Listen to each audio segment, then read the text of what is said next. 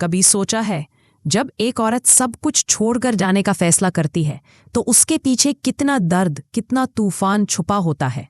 आज की कहानी शुरू होती है उसी पल से जब अहाना ने तय कर लिया था कि अब वो इस घर में एक दिन भी नहीं रहेगी।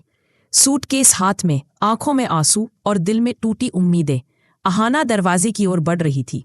पीछे से किसी ने आवाज दी, रुक जा अहाना। वो दुर्गा देवी थी। कांपती हुई आवाज में बोली, बेटी, ये घर तेरे बिना सूना हो जाएगा। लेकिन अहाना ने सिर झुका लिया, बोली, मां जी, अब मेरा रहना इस घर के लिए बोझ बन चुका है। जब रिश्ते ही दम तोड़ चुके हों तो दीवारें भी घुटने लगती हैं। वो निकलने ही वाली थी कि तभी दरवाजे पर पुलिस की सायरन गूंजी। इंस्पेक्टर अंदर आया और कहा, हमें कुछ सबूत मिले हैं जो ये साबित करते हैं कि अहाना निर्दोष है। सभी हैरान थे। उसी वक्त छोटी बहू चारुलता आगे बढ़ी। उसके हाथ में मोबाइल था, आंखों में आग। उसने स्क्रीन इंस्पेक्टर के सामने बढ़ाई। साहब देखिए असली गुनाहगार कौन है। वीडियो चला। पिशमणी बुआ किसी अजनबी को पैसे थमाती दिख रही थी और पीछे से उनकी आवाज गूंज रही थी, अगर दुर्गा देवी के घर वालों को फंसाया नहीं तो तेरी पुरानी करतूतें सबको बता दूंगी। पूरा घर सन्न रह गया। पाल बाबू का चेहरा राख हो गया। डर के मारे बोला, साहब मैंने सब बुआ जी के कहने पर किया। उन्होंने ही पैसे दिए थे। उन्होंने ही कहा था कि दुर्गा देवी के परिवार को मिट्टी में मिला दो। दुर्गा देवी के हाथ से पूजा की थाली गिर पड़ी। उनको आंखों में सिर्फ गुस्सा नहीं, विश्वासघात की आग थी। वो धीरे धीरे पिशमणी के पास गईं और एक जोरदार थप्पड़ मारा। ऐसा थप्पड़ जो सिर्फ उसके गाल पर नहीं, उसके घमंड पर पड़ा था। सन्नाटा छा गया। पिशमणी की आंखों से अब झूठ नहीं, पछतावे के आंसू बह रहे थे। वो जमीन पर बैठ गईं, हाथ जोड़कर बोली, मुझसे गलती हो गई मां जी, माफ कर दीजिए। लेकिन अब कोई नहीं सुन रहा था, क्योंकि जब भरोसा टूटता है तो आवाजें भी बेमानी लगती हैं। अगले दिन सुबह जब पहली किरण आंगन में उतरी, दुर्गा देवी ने पूरे घर को इकट्ठा किया। उनकी आवाज में दृढ़ता थी, अब वक्त है फिर से खड़े होने का। हम अपनी मेहनत से अपना सम्मान वापस पाएंगे। अहाना आगे बढ़ी, मां जी मैं साथ हूं, अब हमें कोई नहीं रोक सकता। और देखते ही देखते बहुएं मिट्टी गूंथने लगीं। उनके हाथों पर लकीरें थीं, पर उनमें उम्मीद भी थी।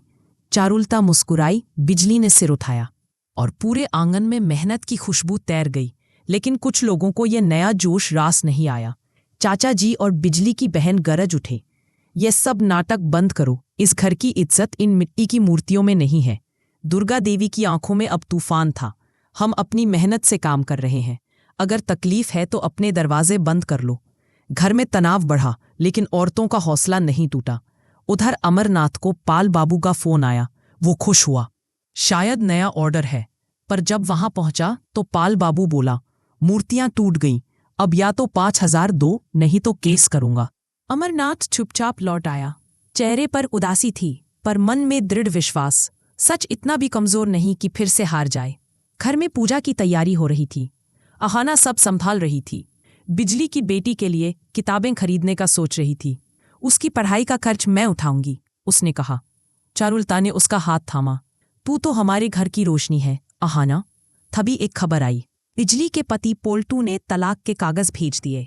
सन्नाटा छा गया, पर बिजली मुस्कुराई, शुक्र है अब मैं अपनी बेटी को अपने दम पर पाल पाऊंगी। उस दिन औरतों के चेहरों पर थकान नहीं, आत्मविश्वास की चमक थी। मिट्टी से सने हाथ अब मेहनत की नहीं, मुकाबले की निशानी बन चुके थे। शाम ढली। दुर्गा देवी मंदिर के सामने खड़ी थी। हाथ जोड़कर बोली, हे माता, तूने दिखा दिया कि औरत की ताकत उसके आंसुओं में नहीं, उसकी मेहनत में है। अहाना पीछे खड़ी थी, सिर झुकाए। हवा जैसे उनके साथ झूम रही थी। घर में शांति थी, या शायद तूफान से पहले की शांति।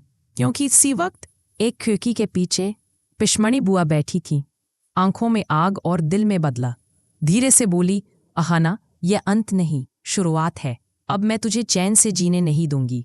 कमरे में अंधेरा था, पर उनकी आंखों में नफरत की ज्वाला जल रही थी। और इसी के साथ कहानी खत्म नहीं हुई, बल्कि एक नया अध्याय शुरू हुआ। अगर आप भी अहाना के फैन हैं तो लाइक करें, कमेंट करें कि आपको किसका किरदार सबसे ज्यादा पसंद है, और चैनल को सब्सक्राइब करना न भूलें।